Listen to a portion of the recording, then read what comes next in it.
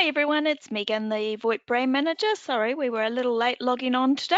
We'll just give it about another 30 seconds and then we'll get started. If somebody could just confirm, or anybody can confirm in the chat window that you can hear us okay, please.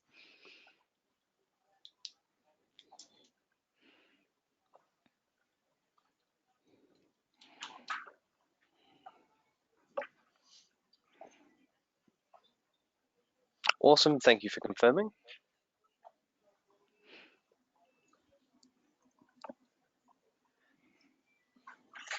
All right, and I think we'll get started because it is midday and it looks like most registered users, registered attendees are on. So welcome everybody. It's Megan here, the VoIP Brand Manager, and with us Matt, our senior engineer.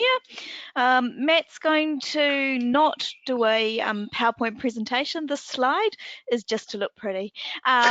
What he's going to do today is actually walk you through the 3CX Academy, which is their technical certifications, and show you some tips and talk about some tips and tricks for studying and passing the exams.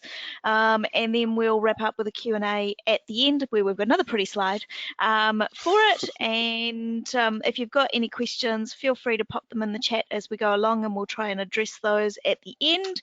Otherwise, as always, you can come back to us after the webinar with any questions you may have. So I'll hand over to Matt so we can get moving.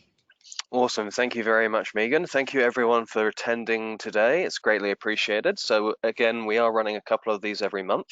It can be around updates. This one today is a little bit special because I get quite a few questions when it comes to the technical training. We just recently had one in Auckland, which was fantastic since we actually had it in office this time. So all my networking was all set up ahead of a time, which is great. So what I'm going to look at today and hopefully not cancel out of the webinar, there we go, is just a couple of tips and tricks, around the 3CX Academy. 3 partner study programs in here. So we have the basic, the intermediate, and the advanced. With the basic certification, of course, where you can see we have these get started here's, I would put, if I was to rank the difficulty for them, I'd probably put the basic at around a 2 to 3, the intermediate a 5, and then probably advanced around a 9 to 10. The reason for that is the advanced certification does have the expectation that you have understanding of networking. Of course, the big thing with 3CX is 75% of any successful install is planning and making sure that all your firewall pinholes are done ahead of time, SIP-LG is turned off, and the basic certification really is a good guide to go through, especially for certification, because as you go through the slides, and these are the same slides that I use for the training as well, it does allow you to step through. There are some recordings available as well, and we're currently in the process of recording some with my voice as well. So what's really cool as well around any of these training slides is they do have this test your knowledge down below here, so you can take a couple of practice goes at the exam. The exams themselves, they're 30 questions a piece, and that is from a pool of around probably 150 plus. So if you are sitting next to someone taking the test at the same time, you probably will have different questions. But the nice thing about the 3CX certification itself, of course, we're running training programs as well, and we frequently travel around the country, is it is open book. So you can take the test and be looking at the documentation at the same time. You don't get penalized for that. The general recommendation, of course, is to prep and go through the slides and become familiar. Potentially for newer partners, do your first install, get a feel for what networking requirements are in there and see how you get on with it as well. So we have the partner slides here. Step back a page. So we have the basic, which goes through your basic installation stuff, looking at the web client, which a lot of the newer functionality is in now. What's nice about the web client as well, especially when you're deploying for new users, is it is quite pretty. It's aesthetically pleasing, which is nice, and a lot of the new functionality will be going into it. It also drops some of the complexity around software and deployment as well, because you don't have to install those .NET updates.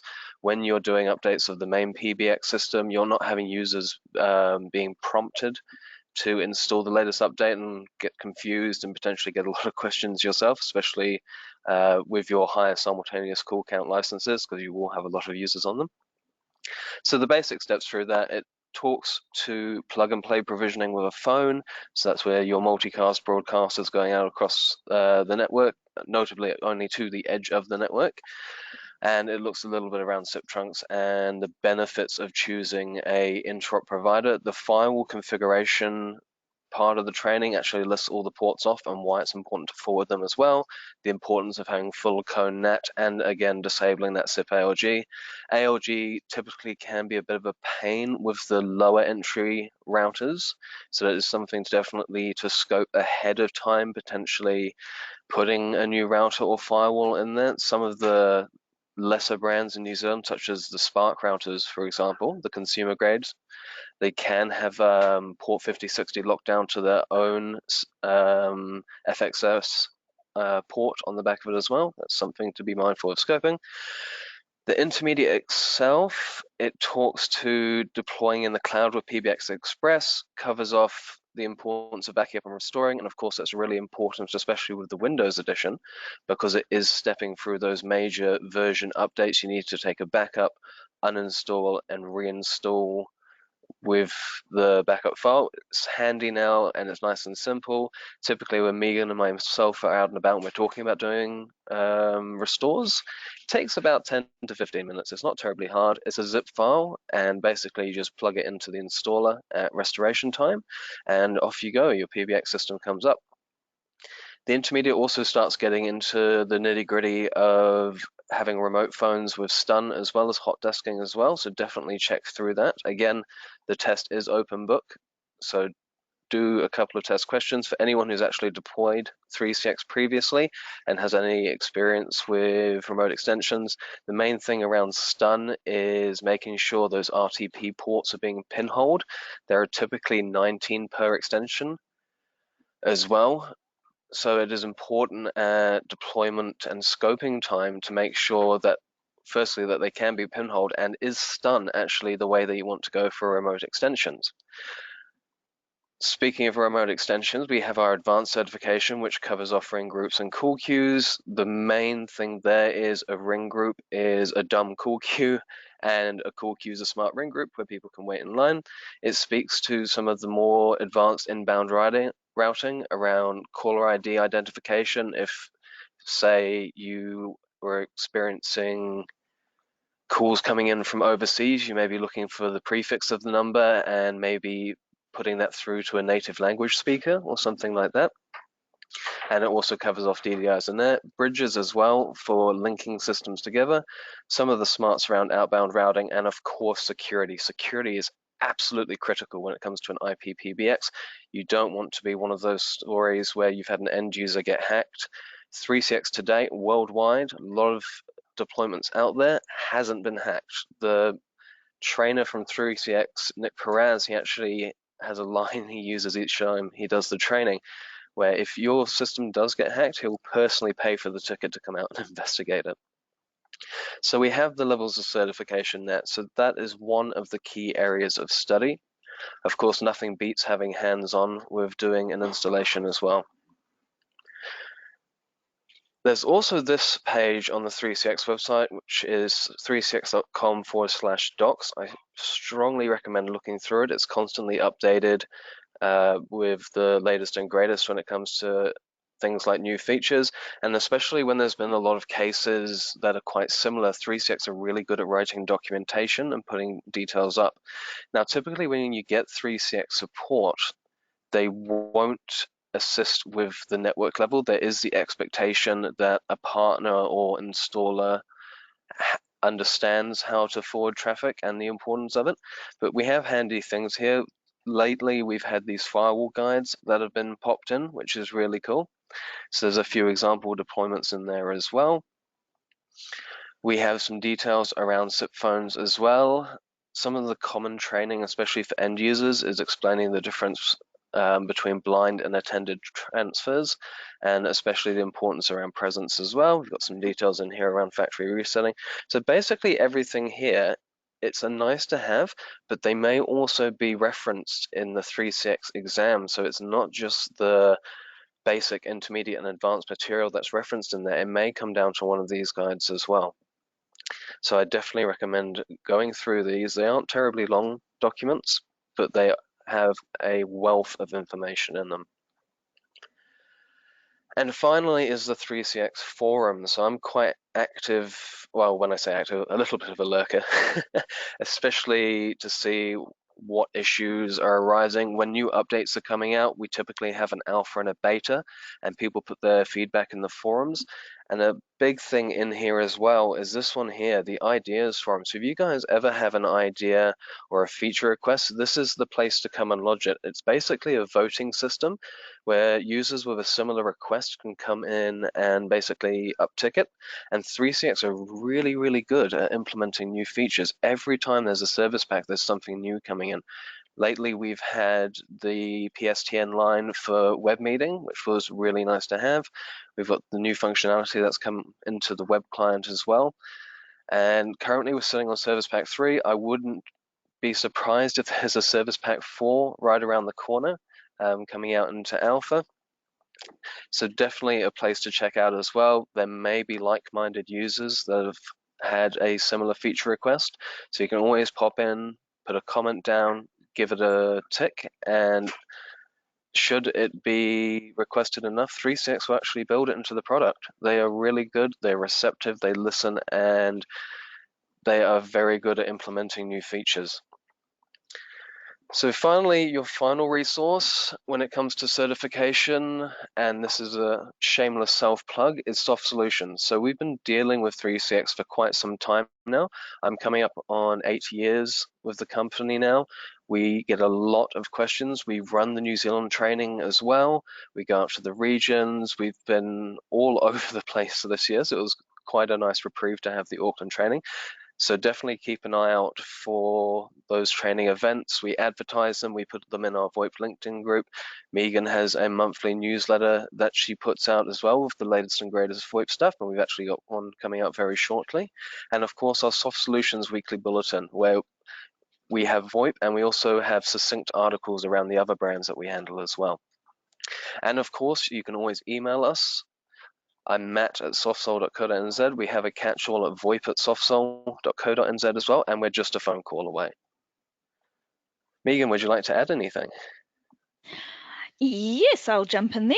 Thanks, Matt. That's a really good overview. I think some key tricks that Matt has mentioned at trainings, because I sit in and listen and be nosy, are things when you're doing your actual exam.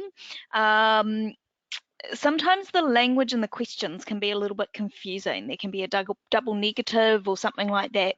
If you come across questions like that, grab a screenshot and flick it through to us, because we always feed that information back to 3CX, because obviously English is not their first language. We haven't had any for quite a long time. Most people seem to be okay with sitting the exams, but it is well worth remembering just to, very carefully read those questions and don't assume anything. The other thing around that is, for anyone that's been working with 3CX for a long time, you would be used to sitting your 3CX Academy exams just within your partner portal for your master login for the company. That changed last year, and now 3CX likes every individual to have their own login to the partner portal, so it's a specific one to each person. And then within your master partner portal login for your company, you can assign users. So you can choose your people via email to associate with your company. What this does mean is that if people move to a different company, they will disassociate themselves with your company and associate their certifications with the new company.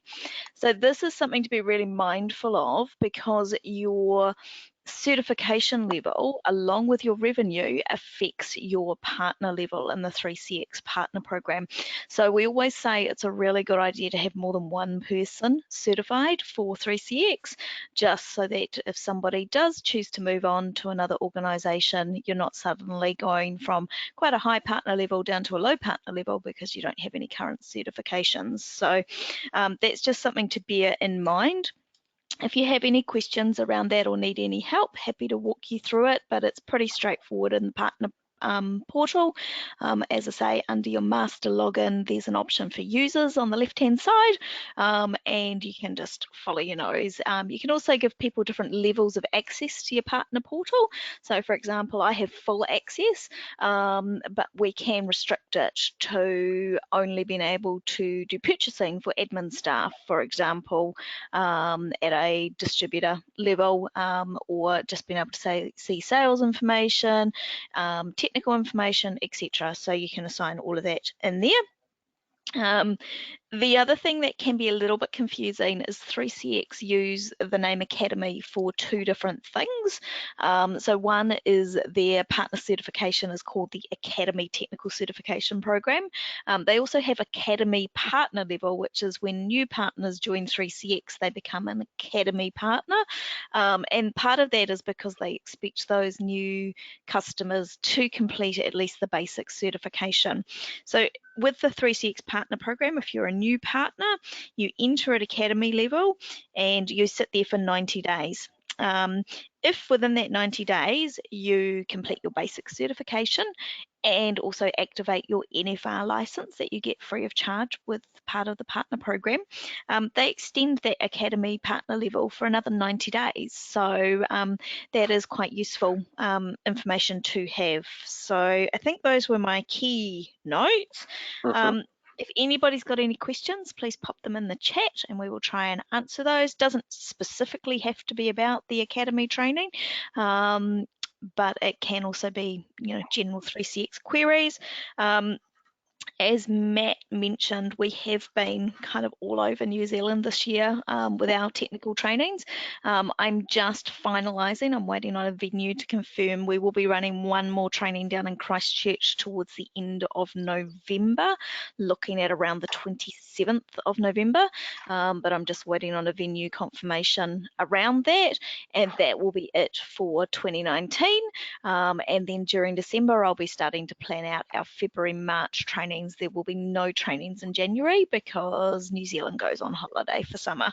So I think that's all my notes. Have we got any questions there, Matt? No, we're looking good.